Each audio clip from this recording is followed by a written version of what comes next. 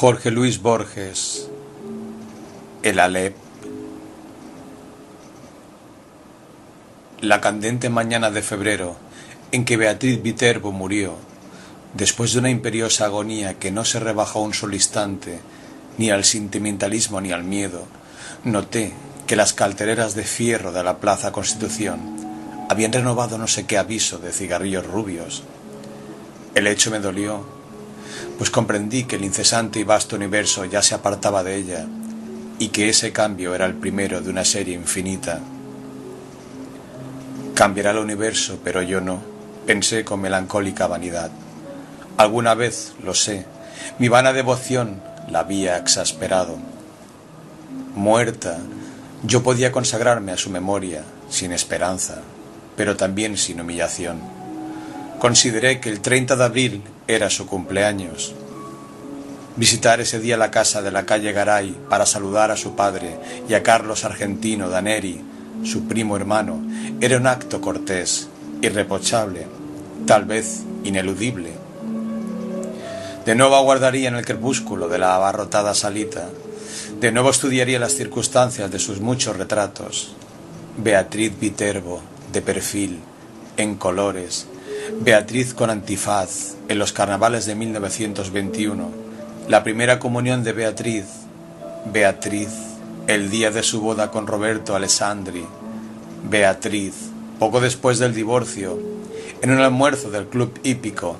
Beatriz en Quilmes, con Delia San Marco Porcel y Carlos Argentino.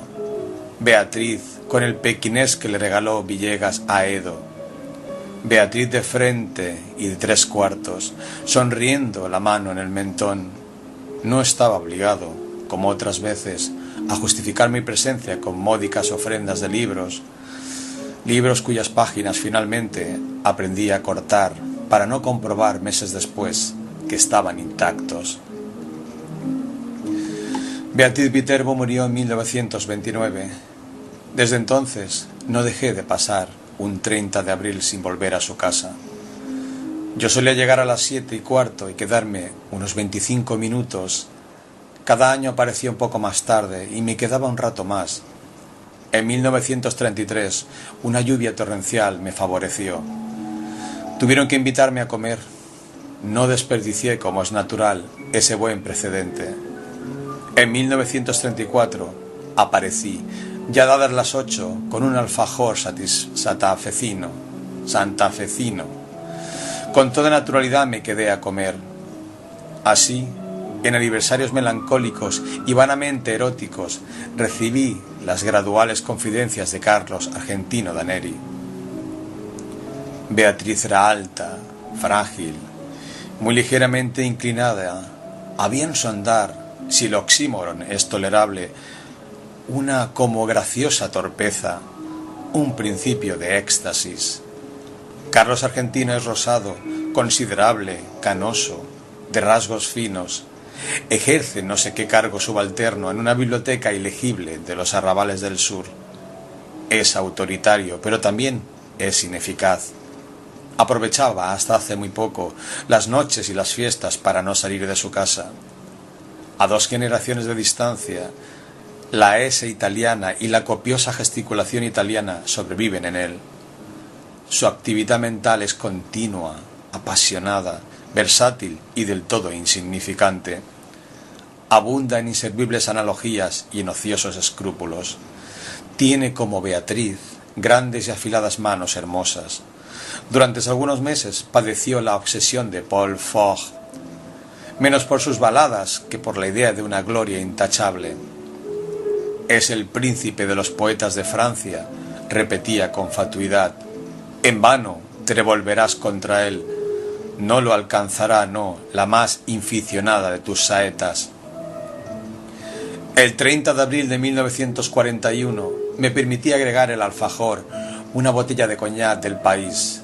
Carlos Argentino lo probó, lo juzgó interesante y emprendió, al cabo de unas copas, una vindicación del hombre moderno. Lo evoco, dijo con una animación algo inexplicable, en su gabinete de estudio, como si dijéramos en la torre albarrana de una ciudad, provisto de teléfonos, de telégrafos, de fonógrafos, de aparatos de radiotelefonía, de cinematógrafos, de linternas mágicas, de glosarios, de horarios, de pontuarios, de boletines. Observó que para un hombre así facultado el acto de viajar era inútil. Nuestro siglo XX había transformado la fábula de Mahoma y de la montaña. Las montañas ahora convergían sobre el moderno Mahoma. Tan ineptas me parecieron esas ideas, tan pomposa y tan vasta su exposición, que las relacioné inmediatamente con la literatura. Le dije que por qué no las escribía. Previsiblemente respondió que ya lo había hecho. Esos conceptos y otros no menos novedosos figuraban en el tan canto augural, canto prologal o simplemente canto prólogo de un poema en el que trabajaba hacía muchos años, sin réclame, sin bullanga ensordecedora, siempre apoyado en esos dos báculos que se llaman el trabajo y la soledad. Primero abría las compuertas a la imaginación, luego hacía uso de la lima. El poema se titulaba La Tierra. Tratábase de una descripción del planeta, en la que no faltaban, por cierto, la pintoresca digresión y el gallardo apóstrofe. Le rogué que me leyera un pasaje, aunque fuera breve. Abrió un cajón del escritorio, sacó un alto legajo de hojas de bloc estampadas con el membrete de la biblioteca Juan Crisóstomo Lafinur y leyó con sonora satisfacción. He visto como el griego las urbes de los hombres, los trabajos, los días de varia luz, el hambre. No corrijo los hechos, no falseo los nombres, pero el voyage que narro es autour de ma chambre. Estrofa a todas luces interesante, dictaminó. El primer verso granjea el aplauso del catedrático, del académico, del helenista, cuando no de los eruditos, a la Violeta, sector considerable de la opinión. El segundo pasa de Homero a Hesíodo, todo un implícito homenaje en el frontis de flamante edificio, al padre de la poesía didáctica, non sin remozar un procedimiento cuyo abolengo está en la escritura, la enumeración, congerie o conglobación. El tercero, barroquismo, decadentismo, culto depurado y fanático de la forma, consta de dos hemistiquios gemelos. El cuarto, francamente bilingüe, me asegura el apoyo incondicional de todo espíritu sensible a los desenfadados envites de la facecia. Nada diré de la rima rara ni de la ilustración que me permite, sin pedantismo, acumular en 4 versos 3 alusiones eruditas que abarcan 30 siglos de apretada literatura. La primera a la Odisea, la segunda a los trabajos y días, la tercera a la bagatela inmortal que nos depara los ocios de la pluma de Saboyano. Comprendo una vez más que el arte moderno exige el bálsamo de la risa, el scherzo. Decididamente tiene la palabra Goldoni.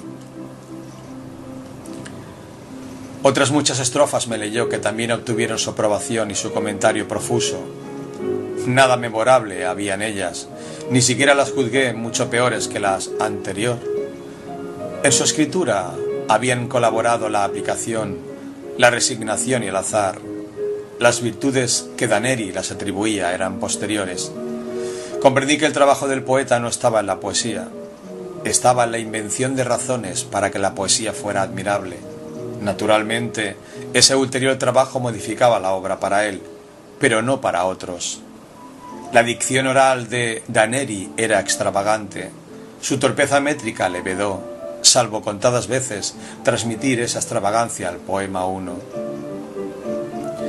Una sola vez en mi vida he tenido ocasión de examinar los 15.000 dodecasílabos del Poliobión, esa epopeya topográfica en la que Michael Drayton registró la fauna, la flora, la hidrografía, la orografía, la historia militar y monástica de Inglaterra. Estoy seguro de que ese producto considerable, pero limitado, es menos tedioso que la vasta empresa congénere de Carlos Argentino. Este se proponía versificar toda la redondez del planeta.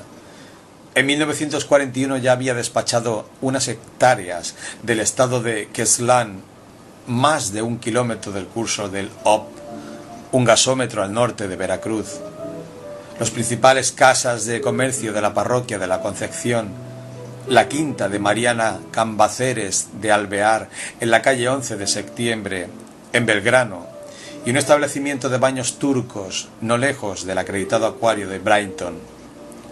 Me leyó ciertos laboriosos pasajes de la zona australiana de su poema. Esos largos e informes alejandrinos carecían de la relativa agitación del prefacio. Copio una estrofa. Sepan, a man derecha del poste rutinario, viviendo clara está, desde el noroeste, se aburre una osamenta, color blanquiceleste, que da al corral de ovejas catadura de osario. Dos audacias, gritó con exultación, rescatadas, te oigo mascullar por el éxito, lo admito, lo admiro. Una, el epíteto rutinario, que certeramente denuncia en passant el inevitable tedio inherente a las faenas pastoriles y agrícolas, tedio que ni las geórgicas ni nuestro ya laurado don II se atrevieron jamás a denunciar así al rojo vivo. Otra, el enérgico prosaísmo se aburre, una osamenta, que el melindroso querrá excomulgar con horror, pero que apreciará más que su vida el crítico de gusto viril. Todo el verso, por lo demás, es de muy subidos quilates. El segundo mistiquio estaba animadísima charla con el lector. Se adelanta a su viva curiosidad, le pone una pregunta en la boca y la satisface al instante. ¿Y qué me dices de ese hallazgo blanquiceleste?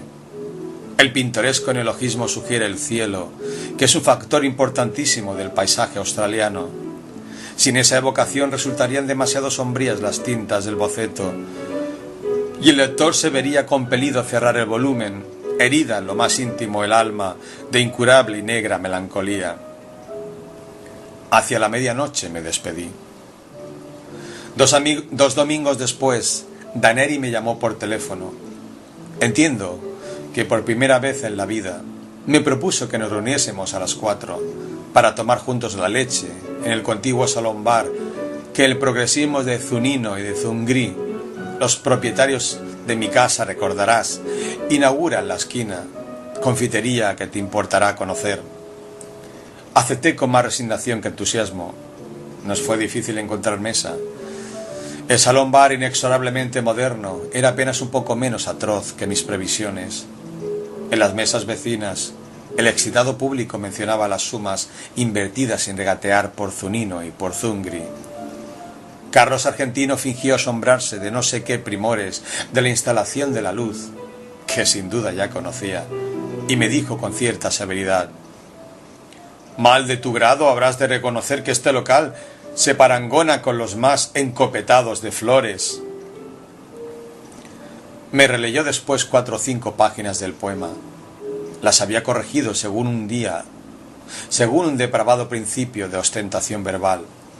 Donde antes escribió azulado, ahora abundaba en azulino, azulenco y hasta azulillo. La palabra lechoso no era bastante fea para él. En la impetuosa descripción de un lavadero de lanas prefería lactario, lacticinoso, lactescente, lechal. Denostó con amargura a los críticos.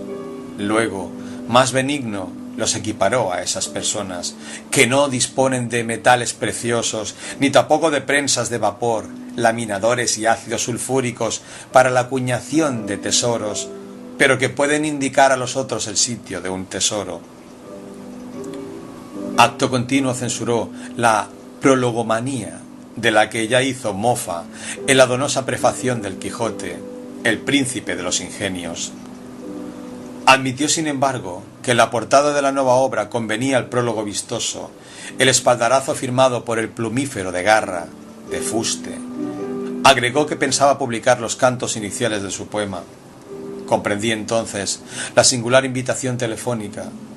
El hombre iba a pedirme que prologara su pedantesco fárrago.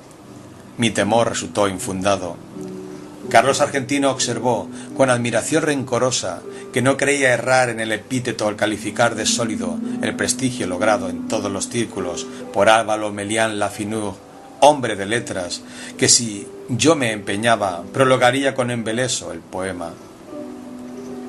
Para evitar el más imperdonable de los fracasos, yo tenía que hacerme portavoz de dos méritos inconcusos: la perfección formal y el rigor científico, porque ese dilatado jardín de tropos, de figuras, de galanuras, no tolera un solo detalle que no confirme la severa verdad. Agregó que Beatriz siempre se había distraído con Álvaro. Asentí, profusamente asentí. Aclaré para mayor verosimilitud que no hablaría el lunes con Álvaro, sino el jueves, en la pequeña cena que suele coronar toda reunión del club de escritores. No hay tales cenas, pero es irrefutable que las reuniones tienen lugar los jueves, hecho que Carlos Argentino Daneri podía comprobar en los diarios y que dotaba de cierta realidad a la frase.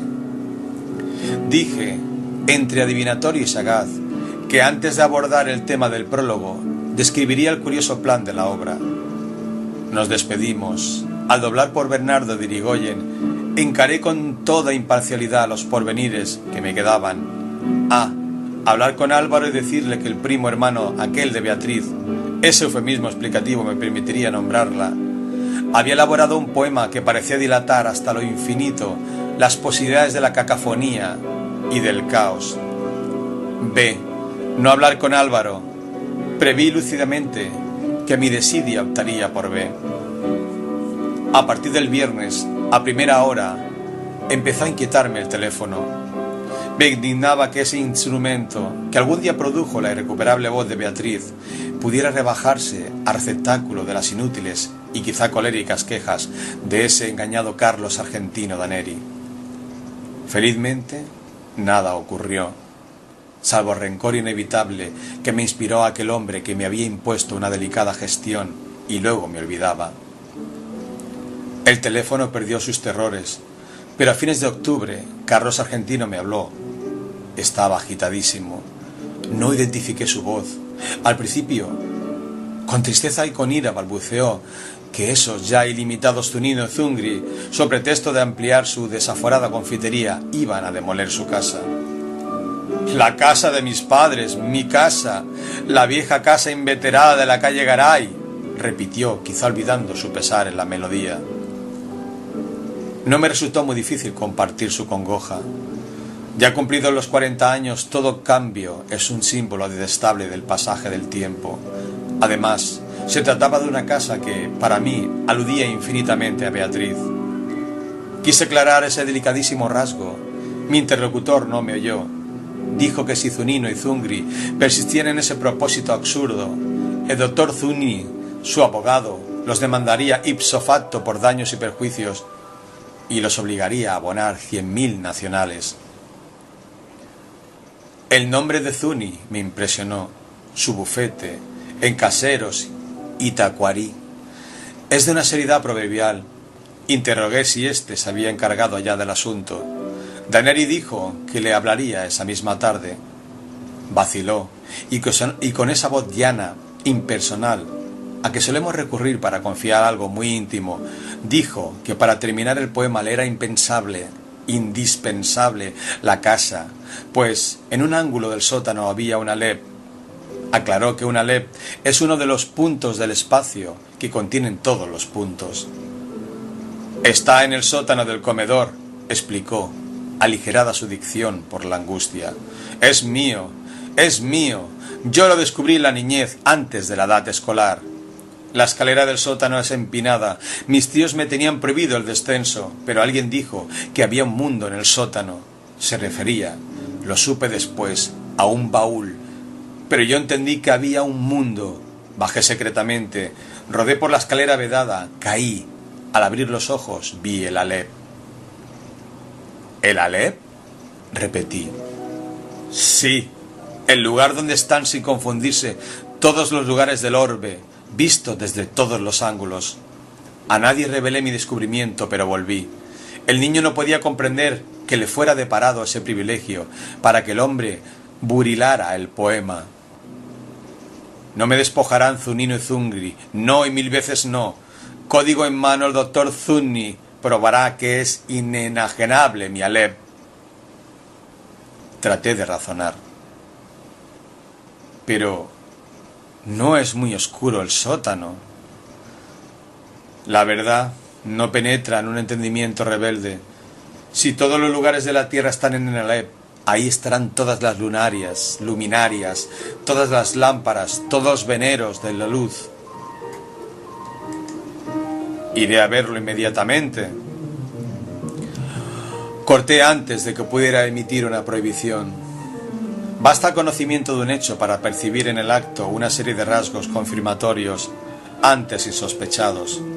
Me asombró no haber comprendido hasta ese momento que Carlos Argentino era un loco, todos esos Viterbo por lo demás. Beatriz, yo mismo suelo repetirlo, era una mujer, una niña de una clarividencia casi implacable, pero había en ella negligencias, distracciones, desdenes, verdaderas crueldades que tal vez reclaman una explicación patológica. La locura de Carlos Argentino me colmó de maligna felicidad. Íntimamente siempre nos habíamos detestado. En la calle Garay, la sirvienta me dijo que tuviera la bondad de esperar. El niño estaba como siempre en el sótano, revelando fotografías. Junto al jarrón sin una flor, en el piano inútil, sonreía, más intemporal que anacrónico, el gran retrato de Beatriz, en torpes colores. No podía vernos nadie. En una desesperación de ternura me aproximé al retrato y le dije: Beatriz, Beatriz Elena Viterbo, Beatriz querida, Beatriz perdida para siempre, soy yo, soy Borges. Carlos entró poco después, habló con sequedad, comprendí que no era capaz de otro pensamiento que de la perdición del Alep. Una copita del pseudo coñac, ordenó, y te zampuzarás en el sótano. Ya sabes, el decúbito dorsal es indispensable. También lo son la oscuridad, la inmovilidad, cierta acomodación ocular. Te acuestas en el piso de baldosas y fijas los ojos en el 19º escalón de la pertinente escalera. Me voy, bajo la trampa y te quedas solo. Algún roedor te mete miedo, fácil empresa. A los pocos minutos ves el Alep, el microcosmo de alquimistas y cabalistas, nuestro concreto amigo proverbial, el multum in parvo. Ya en el comedor agregó: claro está que si no lo ves, tu incapacidad no invalida mi testimonio. Baja, muy en breve podrás entablar un diálogo con todas las imágenes de Beatriz. Bajé con rapidez, harto de sus palabras insustanciales. El sótano, apenas más ancho que la escalera, tenía mucho de pozo. Con la mirada busqué en vano el baúl de que Carlos Argentino me habló. Unos cajones con botellas y unas bolsas de lona entorpecían un ángulo. Carlos tomó una bolsa, la dobló y la acomodó en un sitio preciso. La almohada es humildosa, explicó, pero si la levanto un solo centímetro no verás ni una pizca y te quedas corrido y avergonzado. Repantinga en el suelo ese corpachón y cuenta 19 escalones. Cumplí con sus ridículos requisitos. Al fin se fue. Cerró cautelosamente la trampa. La oscuridad, pese a una endija que después distinguí, pudo parecerme total. Súbitamente comprendí mi peligro. Me había dejado soterrar por un loco. Luego de tomar un veneno, las bravatas de Carlos transparentaban el íntimo terror de que yo no viera el prodigio. Carlos, para defender su delirio, para no saber que estaba loco, tenía que matarme. Sentí un confuso malestar. Me traté de atribuir a la rigidez y no a la operación de un narcótico. Cerré los ojos, los abrí. Entonces vi el Alep. Arribo ahora al inefable centro de mi relato. Empieza aquí mi desesperación de escritor. Todo el lenguaje es un alfabeto de símbolos cuyo ejercicio presupone un pasado que los interlocutores comparten. ¿Cómo transmitir a los otros el infinito Alep que mi temerosa memoria apenas abarca? Los místicos, un análogo trance, prodiga los emblemas. Para significar la divinidad, un persa habla de un pájaro que de algún modo es todos los pájaros.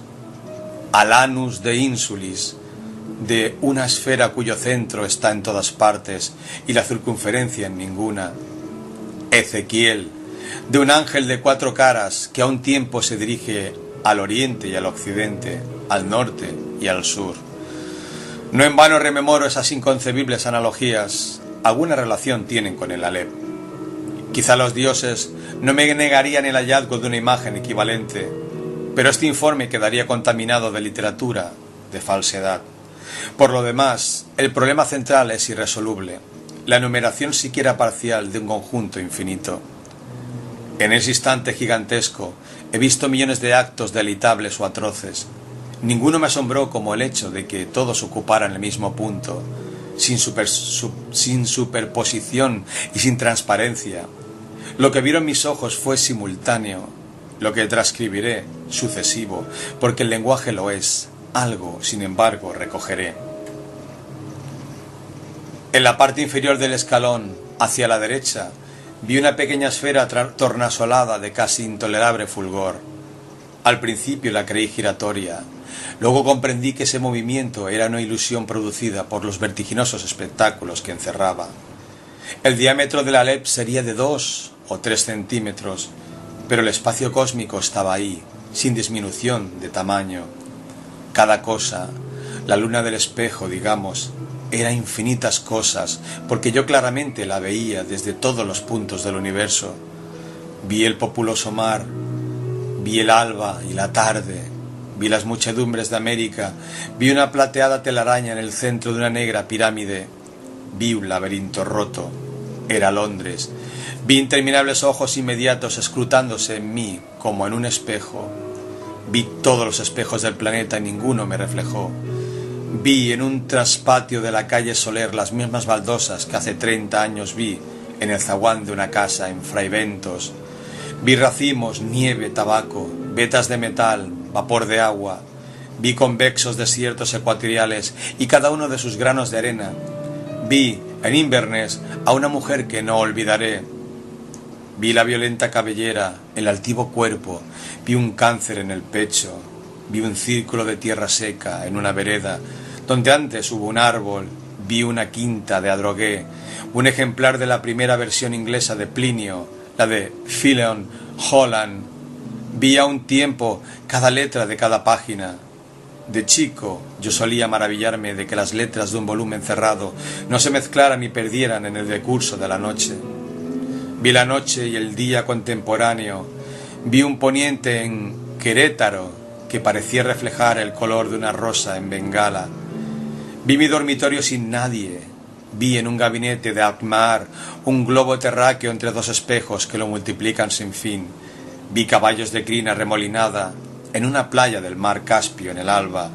Vi la delicada osatura de una mano, vi a los sobrevivientes de una batalla enviando tarjetas postales, vi en un escaparate de Meizapur una baraja española, vi las sombras oblicuas de unos helechos en el suelo de un invernáculo, vi tigres, émbolos, bisontes, marejadas y ejércitos, vi todas las hormigas que hay en la tierra, vi un astrolabio persa, vi un cajón del escritorio y la letra que me hizo temblar.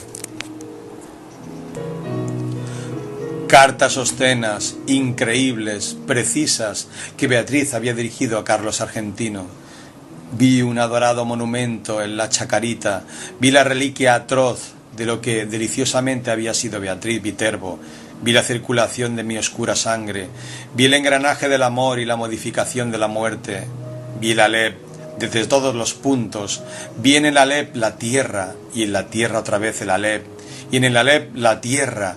Vi mi cara y mis vísceras, vi tu cara y sentí vértigo y lloré, porque mis ojos habían visto ese objeto secreto y conjetural, cuyo nombre usurpan los hombres, pero que ningún hombre ha mirado, el inconcebible universo. Sentí infinita veneración, infinita lástima. Tarumba, habrás quedado de tanto curiosear donde no te llaman, dijo una voz aborrecida y jovial. Aunque te devanes los sesos, no me pagarás en un siglo esta revelación. ¡Qué observatorio formidable, che, Borges! Los zapatos de Carlo Argentino ocupaban el escalón más alto. En la brusca penumbra acerté a levantarme y a balbucear. Formidable, sí, formidable. La indiferencia de mi voz me extrañó. Ansioso, Carlos Argentino insistía. ¿Lo viste todo bien? ¿En colores? En ese instante concebí mi venganza. Benévolo, manifiestamente apiadado, nervioso, evasivo, agradecí a Carlos Argentino Daneri la hospitalidad de su sótano y lo insté a aprovechar la demolición de la casa para alejarse de la perniciosa metrópoli que a nadie, créame que a nadie perdona. Me negué con suave energía a discutir el Alep. Lo abracé al despedirme y le repetí que el campo y la serenidad son dos grandes médicos. En la calle, en las escaleras de Constitución, en el subterráneo, me parecieron familiares todas las caras. Temí que no quedara una sola cosa capaz de sorprenderme. Temí que no me abandonara jamás la impresión de volver. Felizmente, al cabo de unas noches de insomnio, me trabajó otra vez el olvido. Posdata del 1 de marzo de 1943. A los 6 meses de la demolición del inmueble de la calle Garay, la editorial Procusto no se dejó arredrar por la longitud del considerable poema y lanzó al mercado una selección de trozos argentinos. Huelga repetir lo ocurrido. Carlos Argentino Daneri recibió el segundo Premio Nacional de Literatura. El primero fue otorgado al doctor Aita, el tercero al doctor Mariano Bonfanti. Increíblemente mi obra, Los naipes del Taur, no logró un solo voto. Una vez más, triunfaron la incomprensión y la envidia. Hace ya mucho tiempo que no consigo ver a Daneri. Los diarios dicen que pronto nos dará otro volumen. Su afortunada pluma, no entorpecida ya por el Alep, se ha consagrado a versificar los epítomes de doctor Acevedo Díaz. 2 observaciones quiero agregar, una sobre la naturaleza del Alep, otra sobre su nombre. Este, como es sabido, es el de la primera letra del alfabeto de la lengua sagrada. Su aplicación al disco de mi historia no parece casual. Para la Cábala, esa letra significa el En Sof, la ilimitada y pura divinidad. También se dijo que tenía la forma de un hombre que señala el cielo y la tierra, para indicar que el mundo inferior es el espejo y es el mapa del superior. Para la Mengelengrer es el símbolo de los números transfinitos, en los que todo no es mayor que alguna de las partes. Yo querría saber, ¿eligió Carlos Argentino ese nombre o lo leyó aplicado a otro punto donde convergen todos los puntos en alguno de los textos innumerables que el Alep de su casa le reveló? Por increíble que parezca, yo creo que hay, o que hubo, otro Alep. Yo creo que el Alep de la calle Garay era un falso Alep. Doy mis razones. Hacia 1867, el capitán Burton ejerció en el Brasil el cargo de cónsul británico. En julio de 1942, Pedro Enrique Zureña descubrió en una biblioteca de Santos un manuscrito suyo que versaba sobre el espejo que atribuye el Oriente a Iskandar Zu al-Karnain o Alejandro Bicorne de Macedonia. En su cristal se reflejaba el universo entero.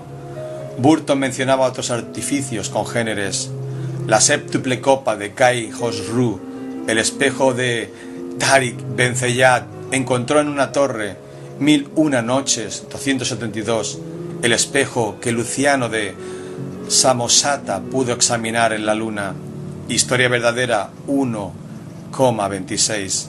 La lanza especular que el primer libro de Satiricón de Capella atribuye a Júpiter, el espejo universal de Merlín, redondo y hueco y semejante a un mundo de vidrio, The Fairy Queen 3,2,19, y añade estas curiosas palabras: pero los anteriores, además del defecto de no existir, son meros instrumentos de óptica. Los fieles que concurren a la mezquita de Amr en el Cairo saben muy bien que el universo está en el interior de una de las columnas de piedra que rodean el patio central. Nadie, claro está, puede verlo, pero quienes acercan el oído a la superficie declaran percibir al poco tiempo su atareado rumor. La mezquita data del siglo VII.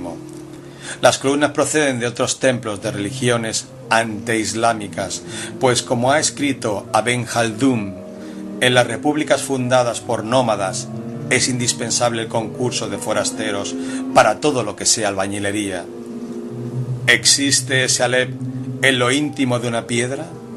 ¿Lo he visto cuando vi todas las cosas y lo he olvidado? Nuestra mente es porosa para el olvido. Yo mismo estoy falseando y perdiendo, bajo la trágica erosión de los años, los rasgos de Beatriz.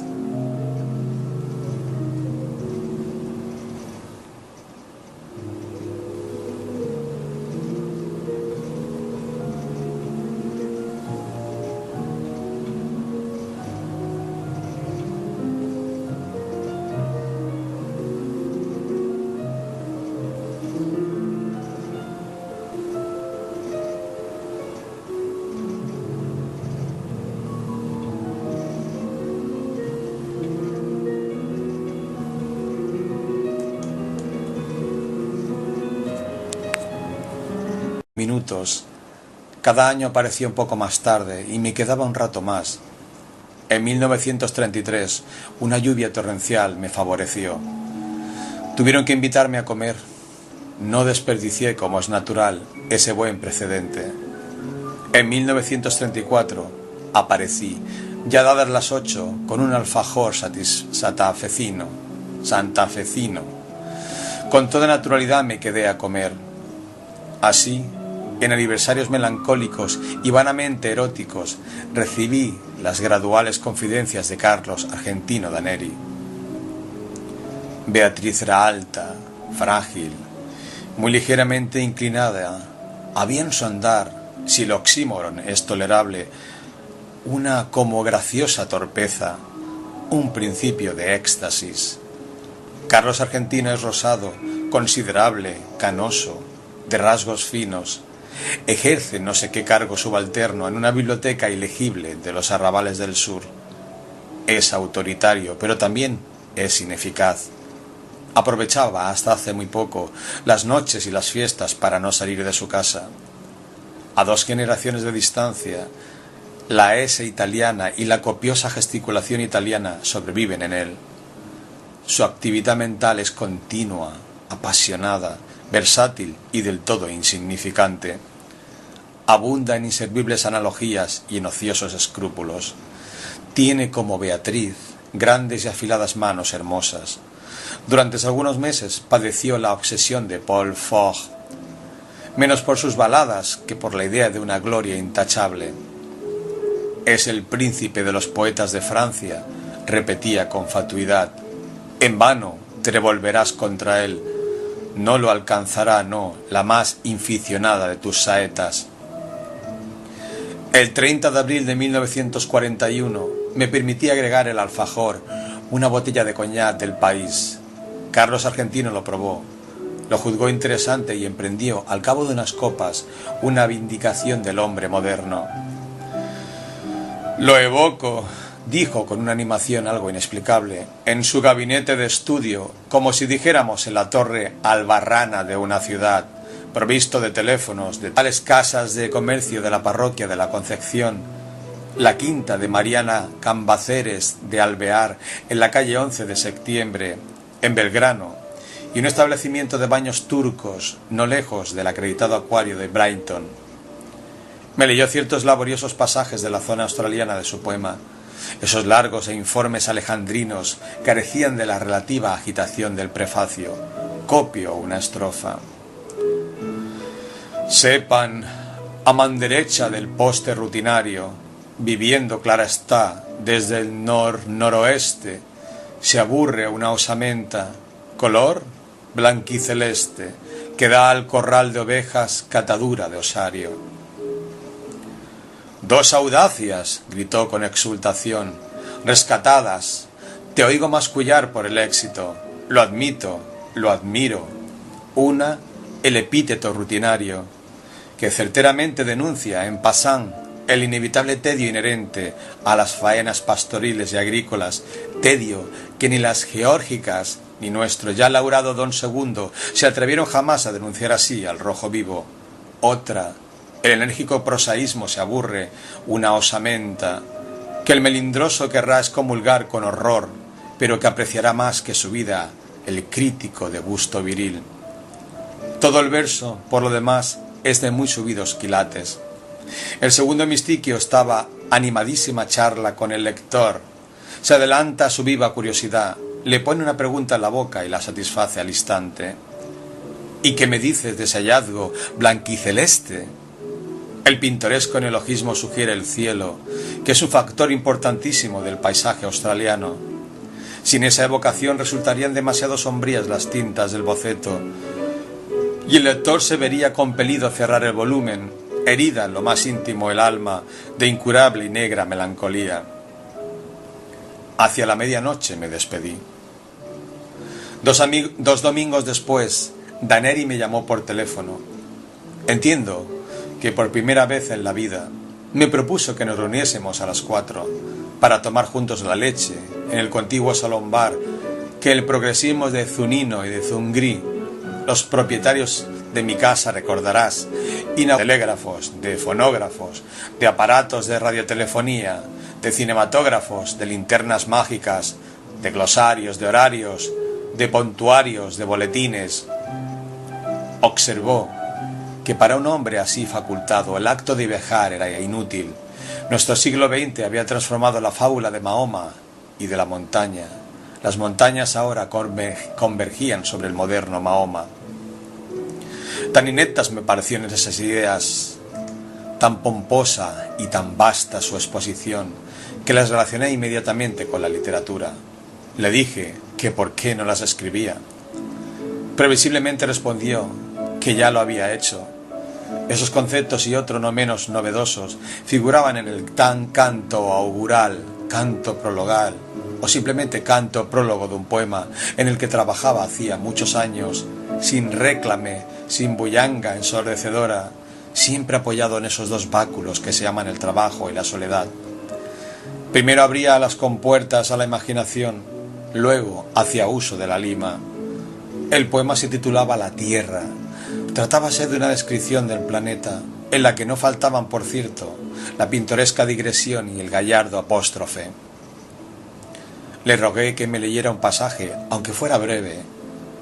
Abrió un cajón del escritorio, sacó un alto legajo de hojas de bloc estampadas con el membrete de la biblioteca Juan Crisóstomo Lafinur y leyó con sonora satisfacción. He visto como el griego las urbes de los hombres, los trabajos, los días de varia luz, el hambre. No corrijo los hechos, no falseo los nombres, pero el voyage que narro es autour de ma chambre. Estrofa a todas luces interesante, dictaminó. El primer verso granjea el aplauso del catedrático, del académico, del helenista, cuando no de los eruditos, a la Violeta, sector considerable de la opinión. El segundo pasa de Homero a Hesíodo, todo un implícito homenaje en el frontis de flamante edificio al padre de la poesía didáctica, non si remozar un procedimiento cuyo abolengo está en la escritura, la enumeración, congerie o conglobación. Jorge Luis Borges, el Alep. La candente mañana de febrero en que Beatriz Viterbo murió, después de una imperiosa agonía que no se rebajó un solo instante, ni al sentimentalismo ni al miedo, noté que las caldereras de fierro de la Plaza Constitución habían renovado no sé qué aviso de cigarrillos rubios. El hecho me dolió, pues comprendí que el incesante y vasto universo ya se apartaba de ella, y que ese cambio era el primero de una serie infinita. Cambiará el universo, pero yo no, pensé con melancólica vanidad. Alguna vez, lo sé, mi vana devoción la había exasperado. Muerta, yo podía consagrarme a su memoria, sin esperanza, pero también sin humillación. Consideré que el 30 de abril era su cumpleaños. Visitar ese día la casa de la calle Garay para saludar a su padre y a Carlos Argentino Daneri, su primo hermano, era un acto cortés, irreprochable, tal vez ineludible. De nuevo aguardaría en el crepúsculo de la abarrotada salita, de nuevo estudiaría las circunstancias de sus muchos retratos. Beatriz Viterbo, de perfil, en colores, Beatriz con antifaz, en los carnavales de 1921, La primera comunión de Beatriz, el día de su boda con Roberto Alessandri, Beatriz, poco después del divorcio, en un almuerzo del club hípico, Beatriz en Quilmes, con Delia San Marco Porcel y Carlos Argentino, Beatriz con el pequinés que le regaló Villegas a Edo, Beatriz de frente y de 3/4, sonriendo la mano en el mentón. No estaba obligado, como otras veces, a justificar mi presencia con módicas ofrendas de libros cuyas páginas finalmente aprendí a cortar para no comprobar meses después que estaban intactos. Beatriz Viterbo murió en 1929. Desde entonces no dejé de pasar un 30 de abril sin volver a su casa. Yo solía llegar a las 7:15 y quedarme unos 25. El tercero, barroquismo, decadentismo, culto depurado y fanático de la forma, consta de 2 hemistiquios gemelos. El cuarto, francamente bilingüe, me asegura el apoyo incondicional de todo espíritu sensible a los desenfadados envites de la facecia. Nada diré de la rima rara ni de la ilustración que me permite, sin pedantismo, acumular en 4 versos 3 alusiones eruditas que abarcan 30 siglos de apretada literatura. La primera a la Odisea, la segunda a los trabajos y días, la tercera a la bagatela inmortal que nos depara los ocios de la pluma de Saboyano.